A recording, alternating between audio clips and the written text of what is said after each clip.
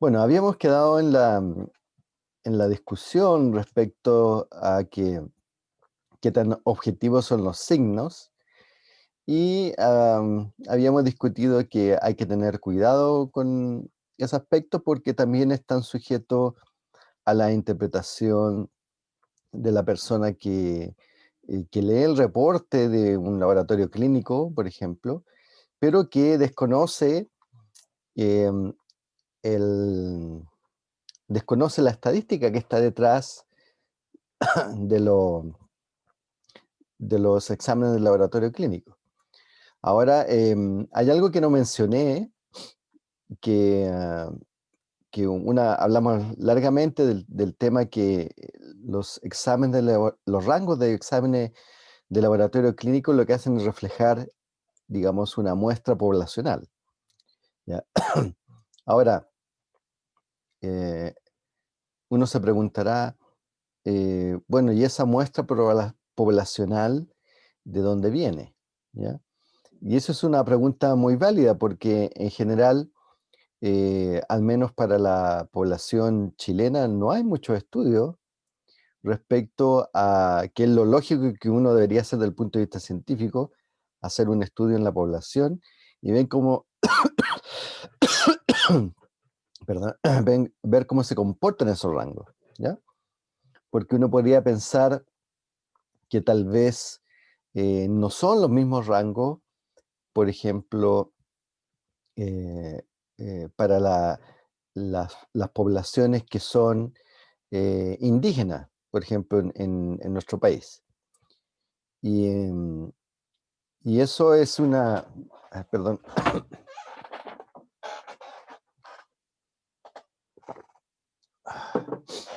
la alergia me mata en esta época. Bueno, y uno podría pensar de que eh, esos rangos son distintos para distintas poblaciones humanas, lo cual es cierto.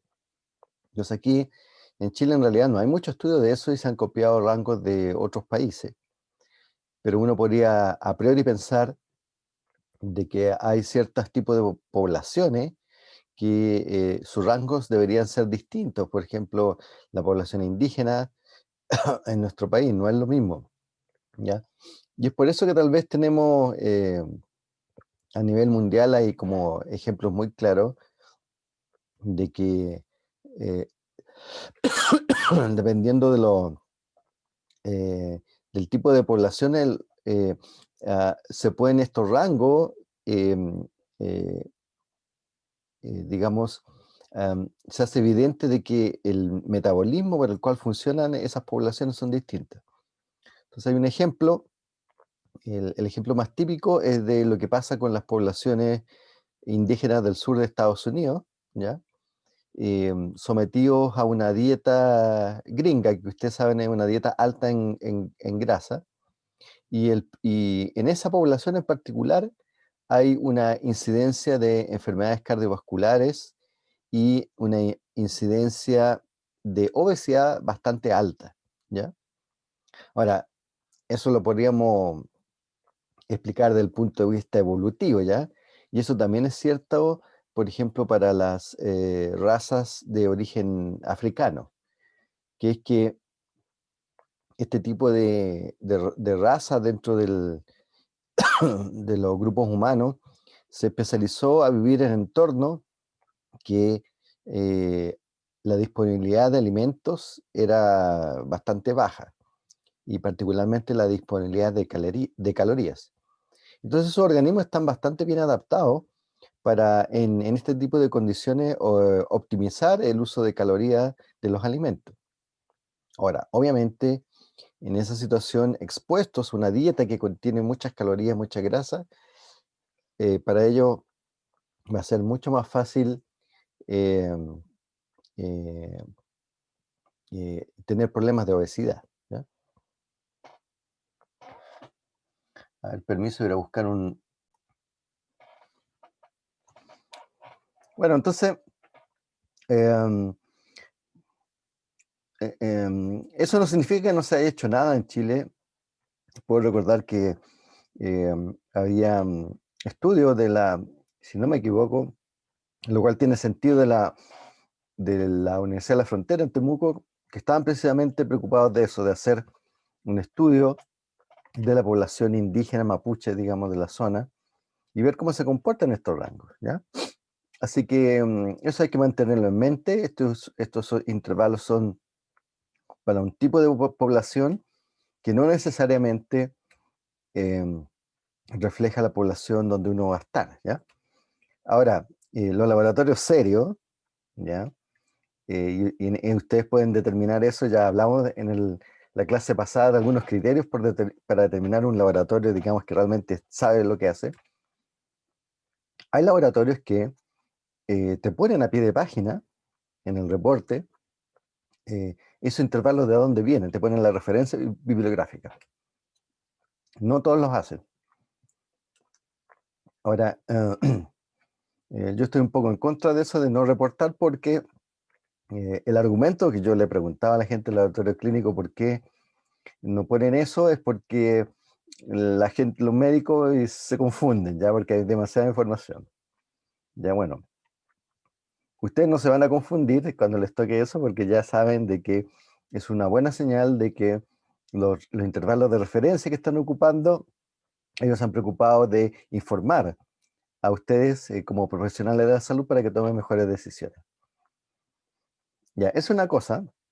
Y otra cosa que vamos a ir viendo en particular cuando vayamos transitando, digamos, por este curso, es más de la fisiología, pero eh, puede que no se lo pasen, pero es importante desde el punto de vista clínico. En el tema de los exámenes médicos es la incerteza del método, ¿ya? ¿A qué le suena esa palabra complicada, incerteza del método?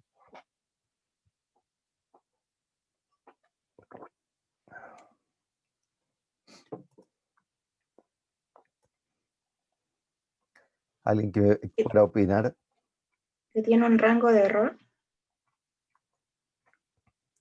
Eh, sí, más o menos. O sea, no es que sea un rango, es que el método en sí mismo tiene incerteza. Hay métodos para determinar la concentración de una sustancia que está regulada y que su método analítico tiene muy poco error. ¿Ya? Un ejemplo de eso es la glucosa. ¿Ya? Pero hay otros métodos que tienen una gran variabilidad. ¿Ya? Por ejemplo, a ver, todo lo que sean los electrolitos, los calcios y ese tipo de cosas, es muy difícil medirlo. Y si bien tú lo puedes medir, em, hay mucha variabilidad en el resultado. Eso quiere decir que si lo repites al día siguiente, es muy probable que te salga otra cosa, ¿ya? Dentro de un rango bastante amplio, ¿ya? Así que no todos los métodos te dan un resultado, eh, eh, digamos, 95% fiable, porque depende del método. Y hay otra cosa de que, eh, bueno, y eso es muy importante. Entonces, en la medida que vayamos viendo enfermedades, vamos a ir mencionando aquellos métodos que se usan para el diagnóstico y cuáles son sus incertezas asociadas. Entonces, uno no debe tratar, y aquí viene otra vez nuevamente la parte de la subjetividad de los signos, no debe tratar, hay una expresión, no debe, bíblica, no debe tratar los exámenes médicos como las tablas de la ley, ¿ya?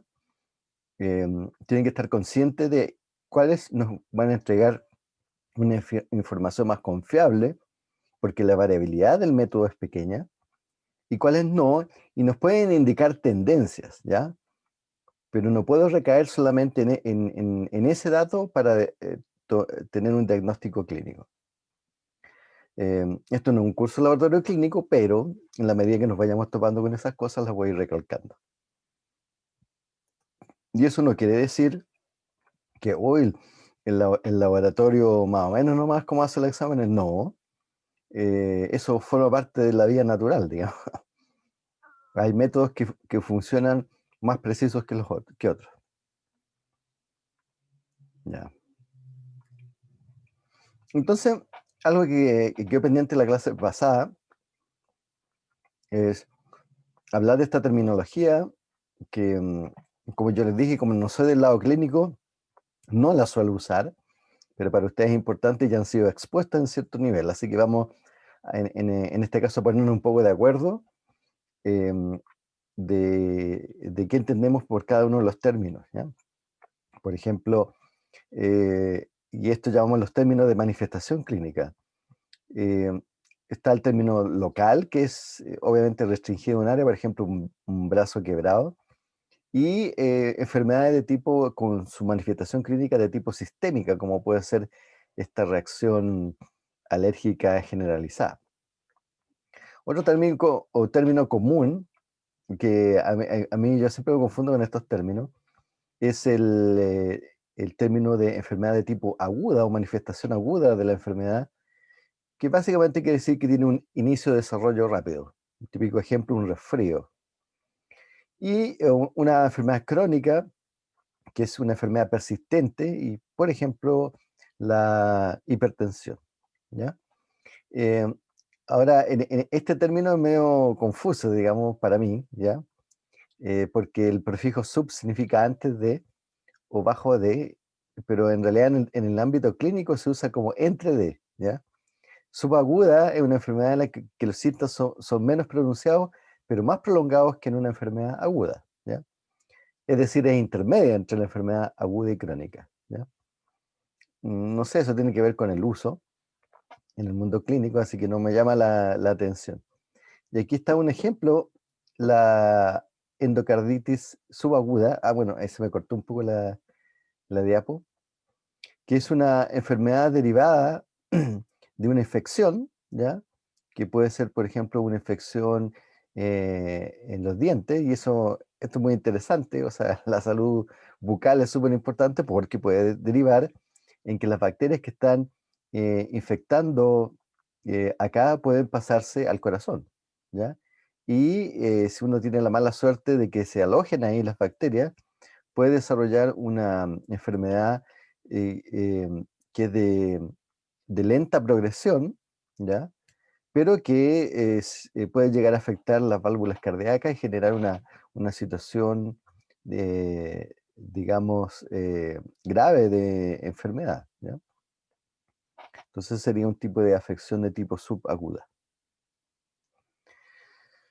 Ah, otra,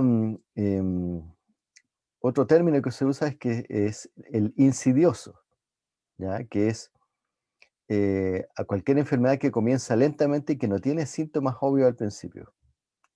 Y la persona no es consciente de que la enfermedad se está presentando. Entonces, el típico ejemplo, el estrés, ¿ya? Em, Profe, Dígame. ¿el cáncer sería una enfermedad insidiosa? Eh, sí, podría ser una enfermedad insidiosa, eh, de acuerdo a esta definición, ¿ya? Entonces, aquí tenemos, em, claro, el tema del estrés, por ejemplo, una enfermedad insidiosa, y que los síntomas del estrés a veces son ignorados, ¿no? Por ejemplo, problemas de sueño, que si no puede que no sean tan evidentes. Uno puede tener una jaqueca ya y pensar, ah, me duele la cabeza porque me dolió la cabeza nomás. Se toma eh, un calmante del dolor de cabeza y ya y sigue con su vida, pero no se da cuenta que está en una situación de estrés, ¿no?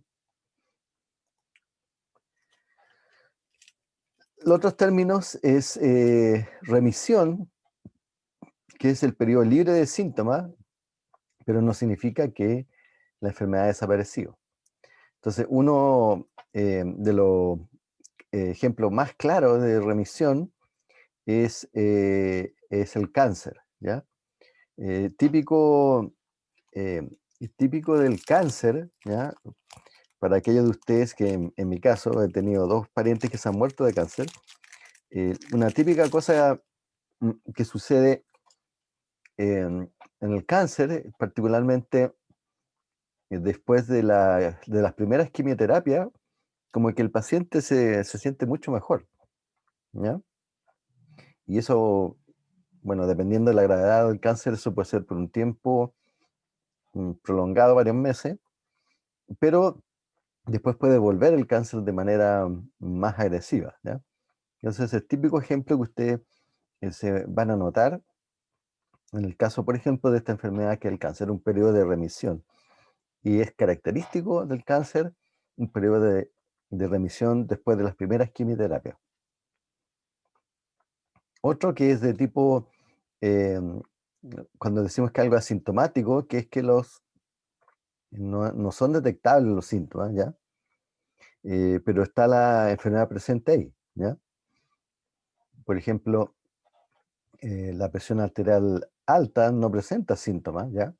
Pero es una enfermedad de tipo crónica, presente en el tiempo, pero los síntomas no son evidentes, ¿ya?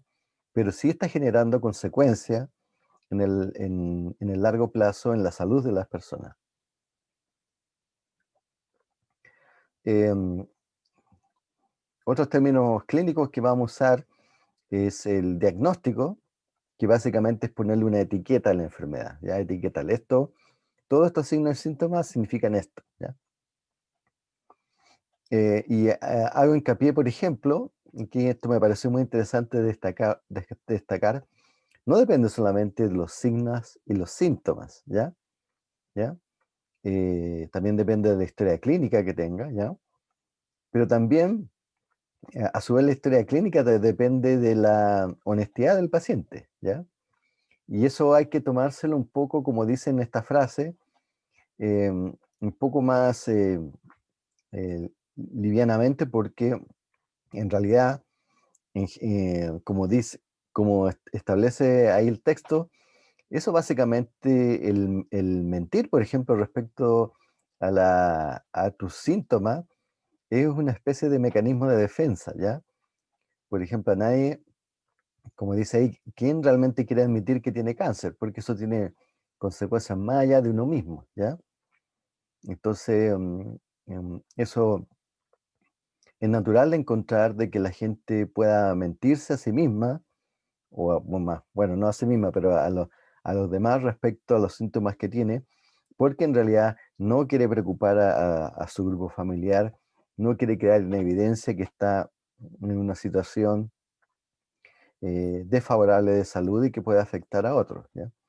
Así que eso hay que tener, digamos, atención. Y bueno, relacionado con eso está la prognosis, ¿ya? Que es como el pronóstico, así como uno hace el pronóstico del tiempo meteorológico, el pronóstico a tiempo futuro de cómo va a evolucionar la enfermedad, ¿ya? Y ojo, eh, no olvidar que siempre es una probabilidad. Por eso, jóvenes, eh, yo recuerdo que al menos en la vieja sabiduría popular, la gente que va a los consultorios eh, desconfía de los médicos que son jóvenes, ¿ya? Porque ellos saben intrínsecamente de que para que un profesional de la salud haga buenos diagnósticos y buenas prognosis, necesita acumular experiencia, ¿ya? Entonces, como alguna vez bueno, no sé si lo mencioné en esta clase, pero en la enseñanza universitaria te da la formación, pero una parte importante para transformarse en un profesional competente tiene que ver con tu experiencia, y eso no te lo da la universidad, o te da una especie de simulacro bastante corto. Entonces, si usted le preguntan a cualquier profesional de la salud, después de cuánto tiempo se siente así como confiado, así como que le digan, ya, te vamos a mandar a este hospital y ahí te las tenés que arreglar solo. Curiosamente, la mayoría de la gente da como un intervalo, así como 3, 4 años, cuando ya se sienten ya confiados, porque en esos 3, 4 años ya han tenido suficiente experiencia, han visto muchos casos, se han equivocado lo suficiente, ¿ya? Y pues sus prognosis son más certeras. Entonces, gran parte de vuestra formación va a seguir, digamos, fuera de la universidad. Entonces, pero no olvidar que este profesor les dijo que siempre la prognosis es una probabilidad, ¿ya? Y que se va ajustando en la medida de que ponemos todo, digamos, todo aquí en la mesa. Vuestra experiencia, ustedes forman parte del diagnóstico, ¿ya? En los signos y los síntomas, y lo que, la historia clínica, lo que dice el paciente. Y hablando de historia clínica, estuvo de moda hace un par de años el, con esto de modernizarse, qué sé yo, como que quedó un poco entrampado porque parece que no es tan fácil hacerlo. El tema que forma parte de lo que se llama el hospital digital. Es decir, eh, particularmente si estamos integrados en el sistema de salud público, por ejemplo, sería bueno que existiera una especie de historia clínica universal para, eh, para que si yo me cambio de ciudad, me cambio de clínica o de sistema de salud, aquel médico pueda visitar lo que ha sido mi historia clínica a lo largo de mi vida y sacar ciertas conclusiones que le ayuden ahí al diagnóstico. Eso no existe acá, ¿ya? Eh, y bueno, y en realidad existe en pocos países, ¿ya? Implementar eso parece que técnicamente es complicado por temas de seguridad. Antes de eso hay que hay que avanzar en otras cosas y se dieron cuenta que en realidad había que avanzar en digitalización de otros procesos, como la ficha, como los exámenes, eh, perdón, como ¿cómo se llama esto? Las recetas digitales, ese tipo de cosas, ¿ya? Cuando todo esté como más o menos mejor, ahí uno puede avanzar en esto. Pero muy probable que para la época que ustedes salgan al mundo profesional, ya el debate esté reactivado nuevamente, ¿ya? Fichas clínicas digitales. Me fui para atrás. Ya. Ahora, otras cosas o términos con los cuales uno se va a encontrar es concepto de morbilidad, es decir, la tasa poblacional de enfermos y la mortalidad, que son las muertes producto de la enfermedad. En países desarrollados como Estados Unidos, por ejemplo, hay organismos, eh, lo bueno lo bueno que nos ha dejado, digamos, la pandemia, vamos a ver el lado positivo de eso, que hemos conocido de que hay un manejo estadístico de los datos de salud a través de una dirección del Ministerio de Salud que se llama el DEIS, ¿ya? El Departamento de Estadística de Salud. Y también lo que obviamente nos hemos dado cuenta que el manejo, digamos, de los datos, no digo por el DEIS, sino a nivel del Ministerio de Salud ha sido deficiente, ¿ya? Pero si algo ha servido esta pandemia es para conocer un poco cómo ocurre en otros países. Entonces, aquí les pongo un ejemplo, algo que a mí como científico me gustaría conocer, bueno, ¿dónde está el dato? ¿Dónde está el dato actualizado respecto a la morbilidad y mortalidad? Y resulta que en Estados Unidos, por ejemplo, que no es que yo tenga una particular adoración por Estados Unidos, simplemente vivía allá y conozco un poquito más que lo que sería Europa, otras referencias. Eh, Existe un organismo que se llama el CDC, ¿ya? El Centro de Enfermedades y Control de Enfermedades, ¿ya? Que que maneja estadísticas súper actualizadas. Entonces es como una especie de DAIS, ¿ya? Pero es autónomo del gobierno, ¿ya? Y eso es algo interesante, como se ve como la salud es una preocupación que trasciende em, los gobiernos, fue necesario crear en algún momento en la historia de Estados Unidos un organismo que velara por el manejo de los datos de manera independiente y transparente, ¿ya? Em, entonces, existe el CDC que te permite manejar datos, ¿ya? y ver datos acerca de morbilidad y mortalidad asociada a la enfermedad, y está bastante actualizado. Aquí en Chile no hay algo así, ¿ya? Los datos se manejan de manera distinta, hay poca transparencia de datos. Em, no quiere decir que no existan los datos, sino que más bien no existen los mecanismos de acceso público rápido a eso, ¿ya? Y eso lo vamos a ver particularmente en el tema del cáncer en unos minutos más. Y bueno, y todo esto nos lleva a un tema súper relevante. Yo creo que eh, viendo nuevamente, insisto, en el lado positivo de la pandemia, que en el contexto de todo lo que nos ha tocado vivir en este tiempo, nos hemos acostumbrado, digamos, a términos relacionados con este gran término que está acá, que se llama epidemiología, ¿ya? Entonces, tenemos un hervidero de epidemiólogos, ¿ya? Particularmente en los medios de comunicación, y ustedes a esta altura ya saben que muy pocos de ellos son epidemiólogos, pero también hemos conocido otro tipo de profesional asociado a esto, que no solo son los epidemiólogos, sino que son, por ejemplo, los científicos de datos, ¿ya? Y ellos también han tenido un rol preponderante, ¿ya? La gente eh, que es científico de datos. ¿No? Este tema, como es tan largo, ¿ya? Y sabemos tantas cosas, no lo voy a tratar mucho en esta clase, sino que lo vamos a ir retomando de a poco, porque hay mucho que decir y hemos aprendido mucho en este último tiempo y es algo que está ocurriendo, ¿ya?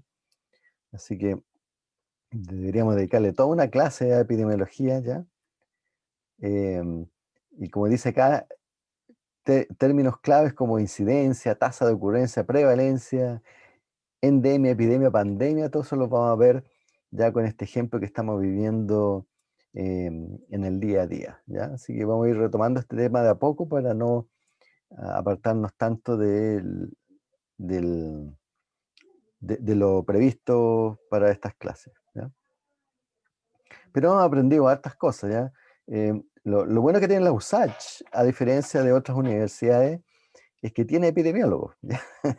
Entonces tenemos varios, gente que ha salido de vuestra escuela, digamos, y que ha salido en los medios de comunicación, así que tenemos la fuente, digamos, fresquita al alcance. Ustedes tienen al alcance expertos en esa área. Em, de lo que no tenemos mucho en nuestra universidad es el científico de datos, ¿ya?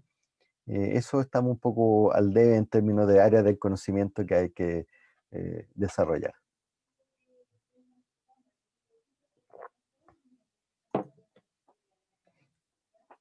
Ya, entonces esto sería el fin de la parte uno que me había quedado de la clase anterior. ¿Alguna pregunta hasta este minuto? Profe, a mí no me quedó muy claro esos dos términos que ambos eran como que no presentaba síntomas, como que no entendí bien la diferencia. Esos dos términos, a ver. Usted me dice, ¿no me... ¿El insidioso se refiere? De remisión y asintomático. Claro, eso se refiere a, bueno, tomemos ejemplo de la pandemia. O sea, el gran problema que tenemos con el coronavirus es que muchos, gente que se contagia con el coronavirus no presentan síntomas o sus síntomas son tan leves que se pueden confundir con una simple jaqueca que uno pueda tener de manera normal. Pero no expresan todos los síntomas conocidos de un cuadro grave de la enfermedad. Entonces, ahí pasa a llamarse asintomático. Ahora, el remisión eh, se, se ocupa cuando ya tenemos declarada una enfermedad y se presentan signos y síntomas claros. Y producto por ejemplo, algún tratamiento, desaparecen los síntomas, ¿ya? Entonces, el típico ejemplo que les di el tema del cáncer, es típico de la quimioterapia, que después de las primeras quimioterapias hay un periodo de remisión, desaparecen los síntomas. ¿ya? Pero la enfermedad no ha sido curada, ¿ya? Como que hay una especie de contención del tumor, ya producto de la quimioterapia, pero si el cáncer está en una etapa avanzada, va a volver, ¿ya? Y la quimioterapia va a dejar de ser efectiva. Así que eso es. Entonces el término Ah, ya. asintomático, ya, muy bien. Entonces el término asintomático lo hemos conocido bastante con respecto a esta enfermedad, al coronavirus. ¿Alguna otra pregunta? Profe, ¿cuál es la diferencia de mortalidad y letalidad?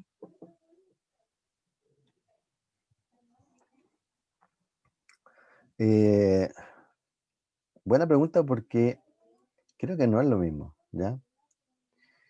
En términos, eh,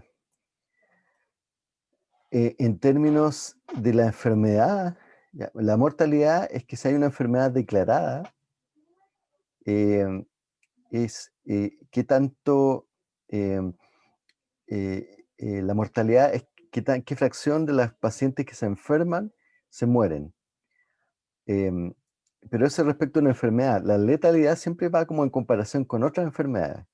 Entonces uno ocupa el término letalidad habitualmente para comparar. Por ejemplo, la influenza es una enfermedad que no se le, digamos, había tomado mucho el peso em, a, antes de la pandemia, pero es una enfermedad que genera bastantes mortalidades, ¿ya?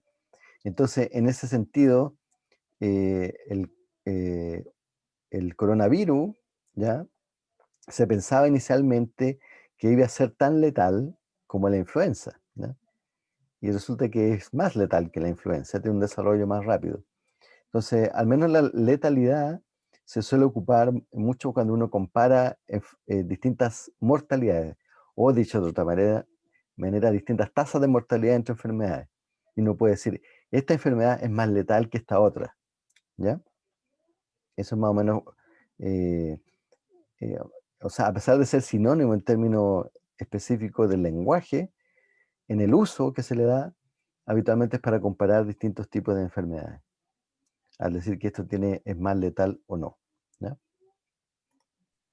Gracias, profe. Ya, entonces, vamos a avanzar a la segunda parte. Como nos interesan los mecanismos, aquí hemos hablado puros términos clínicos que se van a repetir durante el transcurso del semestre. Ahora nos va a interesar introducir terminología de cuáles son los cambios que son evidentes a nivel celular que van en respuesta a las enfermedades, ¿ya? Entonces, eso es lo que llamamos aquí adaptaciones celulares en condiciones patológicas. Y vamos a ver una serie de términos como atrofia, hipertrofia, hiperplasia, metaplasia, displasia, ¿ya? Vamos a definirlas acá. En general, las adaptaciones celulares son respuestas de tipo homeostático a los cambios ambientales. Es decir, que quiere decir que, por ejemplo, si aquí tenemos un músculo en condiciones normales, si yo empiezo a ejercitar el músculo, las células van a responder a esa ejercitación y va, por ejemplo, a aumentar el volumen del músculo, va a aumentar el volumen y la masa muscular. En cambio, si hay un proceso en que dejo de ocupar el músculo, ¿ya? La respuesta de las células va a ser disminuir su volumen y su cantidad, ¿ya? Entonces, hay respuestas, em, eh, tal vez el término aquí no está bien aplicado a homeostática, pero hay respuesta en términos celulares de si un tejido está sometido a un cambio, esa respuesta a nivel celular pueden generar otro tipo de condición diferente del órgano, en este caso un músculo, ¿ya?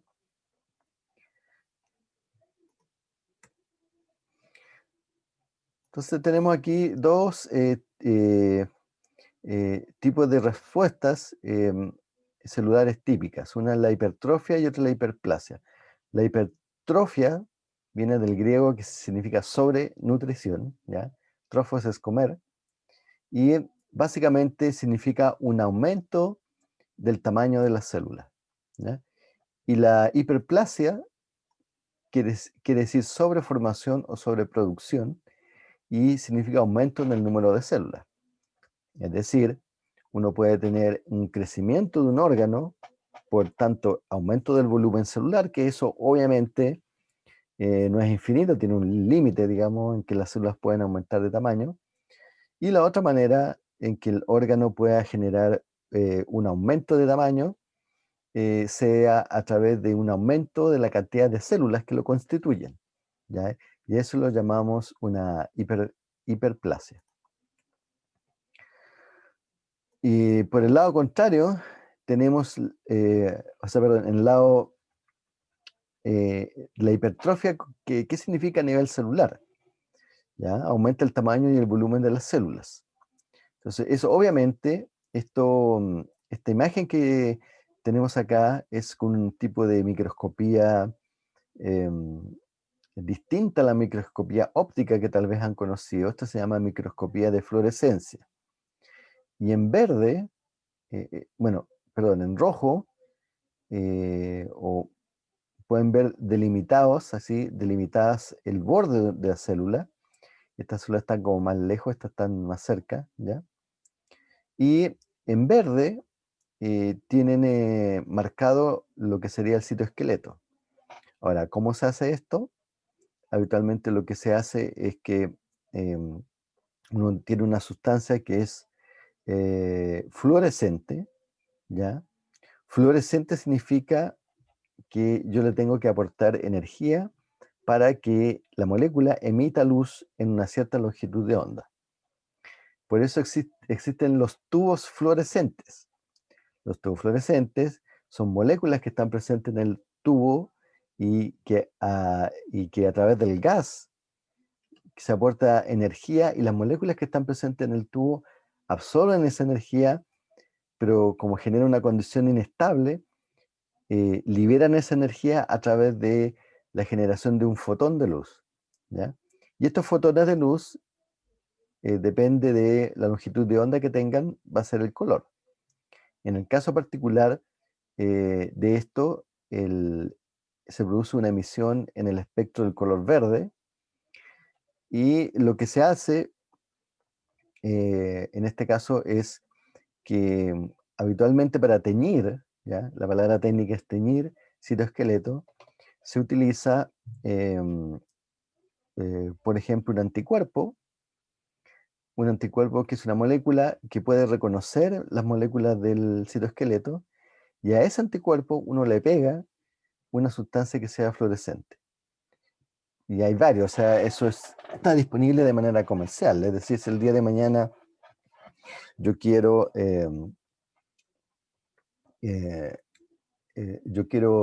visualizar el citoesqueleto, yo puedo comprar un kit simplemente con ese anticuerpo y seguir las instrucciones y exponer a un cultivo celular, en este caso estas células que están aquí, a ese anticuerpo, y el anticuerpo primero se va a unir a bastantes cosas, después yo lo lavo y va a quedar unido firmemente solamente a las moléculas del citoesqueleto. Y después yo lo llevo a un microscopio de fluorescencia, ¿ya? Hoy por hoy, en los USACH hay varios microscopios de fluorescencia, ya es algo común de tener, yo mismo tengo uno, ¿ya? Bueno, en nuestro laboratorio tenemos como 5, así que, y se pueden ver, digamos, las células así. Y también hay otro tipo de microscopios que son microscopía confocal, por ejemplo, que también en nuestra universidad tiene microscopios confocales que permiten, esta de hecho es una microscopía confocal, que la manera de iluminar la muestra no es con luz, sino que es con un láser, ¿ya? Que hace un barrido aquí de la muestra y genera una imagen de mejor definición. Entonces, bueno, esa es la manera de visualizar este tipo de célula. El citoesqueleto no se ve a la microscopía común y corriente. Entonces, para que una célula pueda crecer, se pueda hipertrofiar, uno necesita mayor síntesis de proteínas que sintetizan citoesqueleto para darle la forma, la estructura. Y eso obviamente va a aumentar la síntesis de proteína y obviamente también necesito señalización celular para aumentar la activación de genes. Ustedes saben que los genes son activables, muchos de ellos, y necesitan señales que habitualmente se llaman factores de transcripción, que lo que hacen es activar la transcripción de genes, es decir, de pasar de ADN a ARN mensajero y después eso va a pasar a proteína. Y también otro efecto para que ocurra hipertrofia, que tiene que haber una mayor producción de organelos, porque esta célula va a requerir más ATP, va a requerir que existan mayor producción de componentes y para eso necesita tener más organelos. Entonces, la hipertrofia no es simplemente que la célula se infla, sino que hay producción activa de componentes celulares para que pueda crecer. Profe, Dígame. como que la hipertrofia me suena al ciclo celular, como esa G1, S, G2, como que tiene algo como en común con eso, como en G1 aumenta el tamaño de la célula, la S se duplica y el G2 como que todos los organelos como que no sé, pero algo tiene como en común con eso, o nada que ver, es como algo independiente. O sea, sí y no, en el sentido de que efectivamente en el ciclo celular tú necesitas generar producción de componentes, pero el ciclo celular se refiere más que nada a la proliferación de células, es decir, tener más mitosis, ¿ya? En cambio, la hipertrofia quiere decir que la célula no está haciendo mitosis, sino que está creciendo. Y para crecer necesita la activación de toda esta producción de proteína, activación de genes, ¿ya? Entonces aquí no estamos, porque no sería hipertrofia, pues sería hiperplasia, ¿ya? Entonces, como usted dice, hiperplasia efectivamente tiene que ver con activar una mitosis más activa y obviamente eso después lo vamos a retomar en un rato más cuando veamos el tema del cáncer, ¿ya? Tiene que ver precisamente con una desregulación del ciclo celular, el cáncer en particular. Bueno, uno de los tipos de cáncer. Eso. Ah, ya. Gracias, profe. Entonces, la hipertrofia, vimos el caso, digamos, no patológico de un músculo hipertrofiado, pero la hipertrofia también es una condición patológica, ¿ya? Por ejemplo, la hipertrofia ventricular derecha ocurre cuando el corazón lucha para bombear sangre al cuerpo. Y esto puede ser con una insuficiencia cardíaca o pasa cuando la gente tiene hipertensión, ¿ya? Entonces la hipertensión, uno de los problemas que va generando, que es una enfermedad crónica, como dijimos, y eso va hipertrofiando lentamente, casi sin darse cuenta, el músculo cardíaco. Y eso es una respuesta a tratar de luchar contra la presión, pero eso va generando, eh, eh, por ejemplo, como va creciendo el músculo, va generando en el largo plazo una disminución de la capacidad de bombeo, ¿ya? Porque disminuyen el tamaño de las cavidades ventriculares producto de la hipertrofia, ¿ya?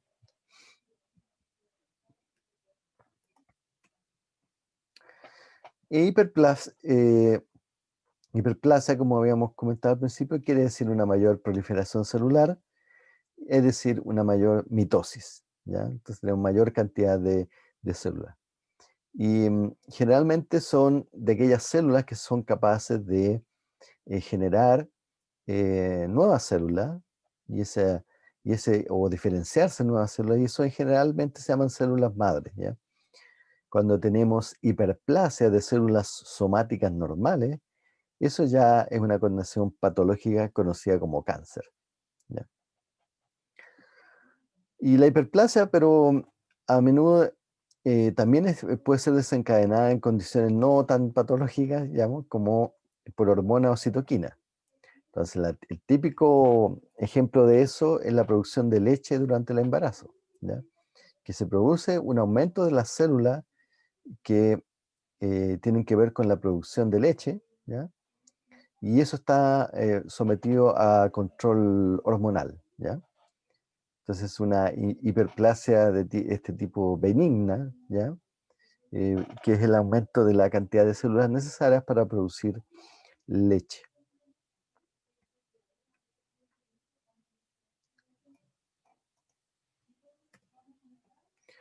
También, como le había mencionado hace un rato, había hiperplasia de tipo patológica, ¿ya?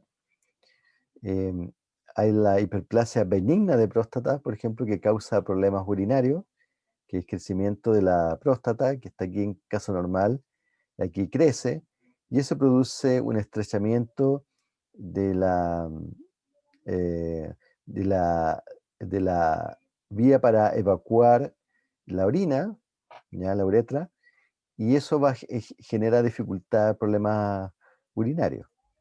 Y lo otro, que lo vamos a ver en la próxima clase, otro tipo de hiperplasia, eh, que ya es muy patológica, es la metástasis en el cáncer, ¿ya?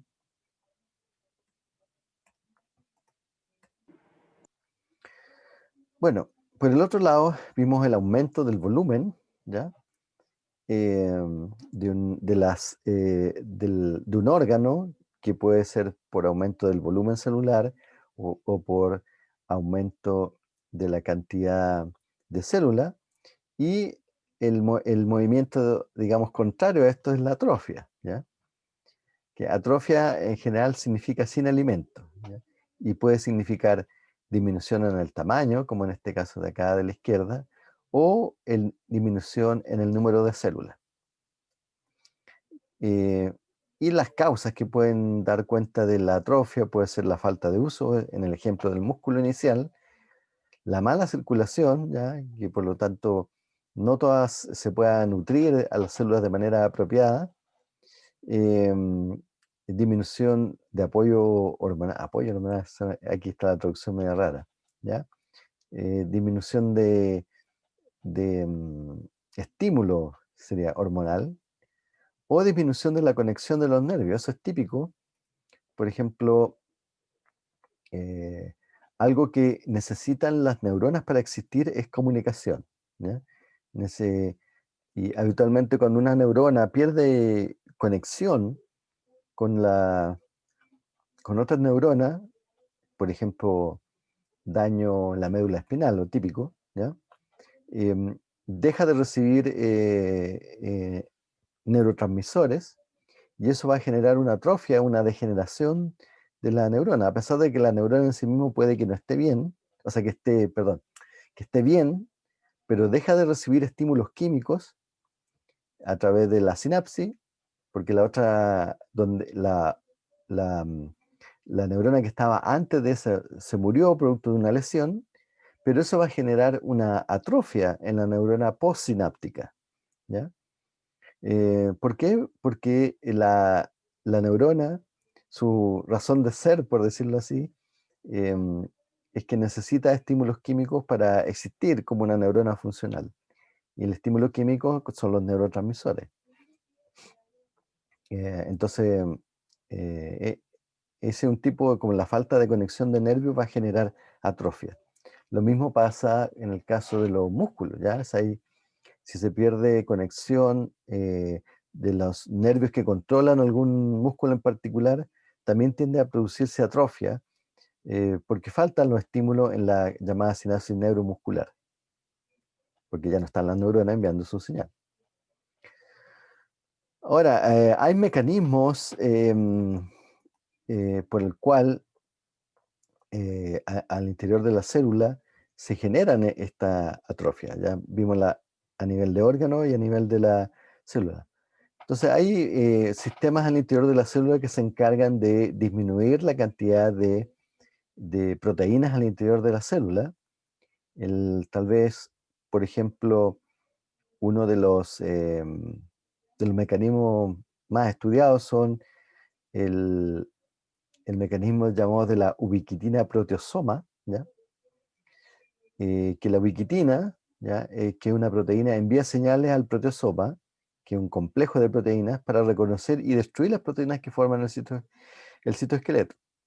Entonces la ubiquitina se puede unir a una fracción del citoesqueleto, y esa es una señal que le dice al proteosoma que tiene que degradar ese segmento del citoesqueleto, y eso va a generar que se desintegre esa parte del citoesqueleto, ¿ya? Esta es una caricatura súper simple del proceso, ¿ya? Necesitamos un pequeño mini curso de biología celular para ver todos los pasos involucrados, ¿ya? Pero quedémonos por lo pronto, hasta que nos veamos con mayor detalle esto, que las proteínas no se degradan solas, sino que necesitan complejos de enzimas, ¿ya? Y uno de ellos es el sistema ubiquitina proteosoma. ¿Y por qué las células no se degradan solas? Porque no es muy bueno, ¿ya? Ustedes saben que las células contienen, por ejemplo, enzimas, ¿ya?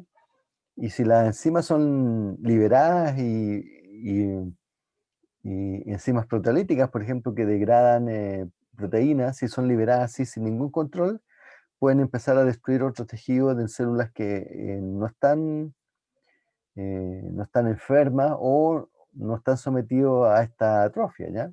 Y eso no es bueno. Entonces hay mecanismos para poder disminuir la cantidad de proteínas al interior de una célula, y uno de estos, el típico complejo ubiquitina proteosoma, ¿ya? También hay otros procesos que en este caso no tiene que ver con la disminución del volumen celular, sino que tiene que ver con la disminución de la cantidad de células. Y el mecanismo más estudiado es uno que se llama apoptosis, ¿ya?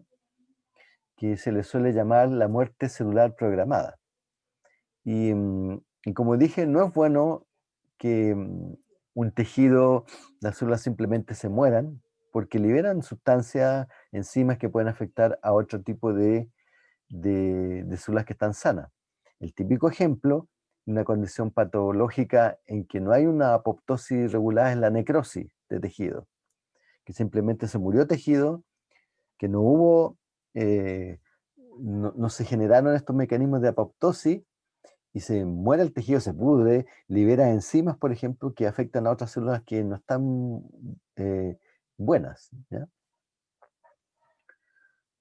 Yulisa, quiere hacer una pregunta. Profe, ¿qué es necrosis? La necrosis es muerte de tejido. Entonces, Ya. usted ha visto las películas de época, ya, no sé, la guerra civil norteamericana o las películas antiguas, una típica solución para las infecciones que producían necrosis en enfermo era simplemente, no sé, la pierna, cortar la pierna, ¿ya? Porque no habían antibióticos, no había manera de tratar la muerte de células generalizada que podría ser en un pie infectado, ¿no?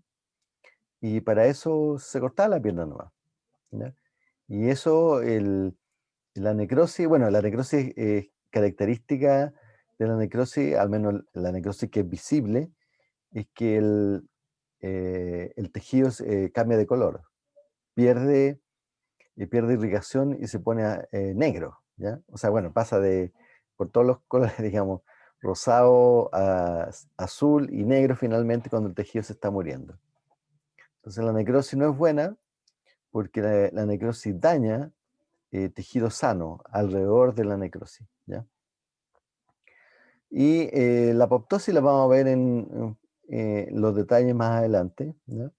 Es uno de los mecanismos, por ejemplo, que están siendo afectados por cáncer. Y es un mecanismo regulado por el cual la célula puede, digamos, suicidarse, en realidad, de manera controlada, y de poder reciclar la mayor cantidad de componentes propios de la célula y que estos no dañen a otras células, ¿ya? Y un mecanismo normal, ¿ya? Cuando el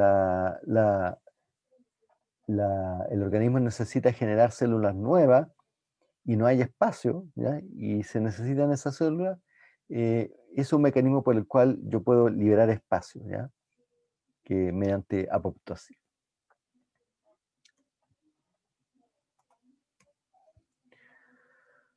Entonces aquí, por ejemplo, aquí hay una atrofia que no es patológica, que implica una disminución del número de células, que es un proceso que se llama la involución tímica, es decir, del timo, ¿ya? Y el aumento al acercarse a la pubertad de niveles crecientes de hormonas sexuales hace que el tamaño del timo vaya disminuyendo, ¿eh? Ahí en esta espectacular animación que aparece ahí, el tamaño del timo vaya disminuyendo. Y para eso tiene que deshacerse de células.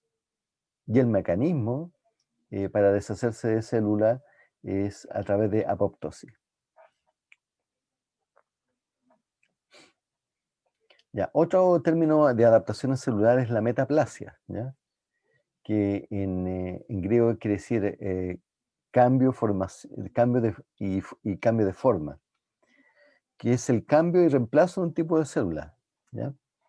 Entonces, por ejemplo, puede ser el resultado de cambios ambientales anormales, por ejemplo, una situación de estrés celular, y como dice acá, generalmente es reversible, ¿ya?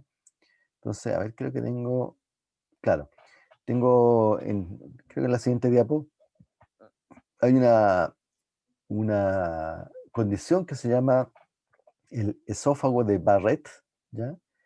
Que es que las células del esófago se transforman de ser un epitelio escamoso estratificado a un epitelio columnar.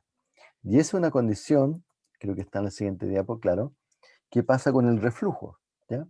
Cuando hay problemas aquí de cierre, bueno, aquí hay una válvula, ustedes saben, al entrar al estómago, pero cuando hay problemas de cierre de esa válvula se produce un reflujo, pasa esta mezcla de alimento y de ácidos del estómago hasta esta porción final del esófago, y eso daña el epitelio y eso genera una reacción. Y la reacción que pasa es que hay un cambio de tipo de célula y pasa de ser de un epitelio escamoso estratificado a uno columnar. Es decir, es como una respuesta adaptativa, un cambio de tipo celular que se llama metaplasia, que genera el epitelio y que es reversible, ¿ya? Entonces eso es la metaplasia. Y bueno, en resumen, de los cambios a nivel de adaptaciones del crecimiento, tenemos las células originales que pueden sufrir cambios de hipertrofia, que es aumento del tamaño celular, de hiperplasia, que es aumento del número de células, atrofia por disminución del tamaño celular, o una atrofia por disminución del número de células. Y por último, metaplasia, que es cambiar el tipo de célula, aquí de la célula cuadrada pasamos a células redondas. Y eso es el tipo de adaptaciones y los términos que vamos a estar manejando en términos de los cambios a nivel celular en las condiciones patológicas que vamos a revisar durante el curso. Ya, y eso sería la primera clase de esta mañana. Así que, según calendario, nos veríamos en 20 minutos más, creo. Creo, a ver, no sé. Sí, profe. Ya. Así que aprovechen de tomar desayuno, si no van desayuno, tomarse una agüita, ¿ya? Que el profesor, eso es exactamente lo que va a hacer, ¿ya? Así que nos vemos en 20 minutos, ¿ya?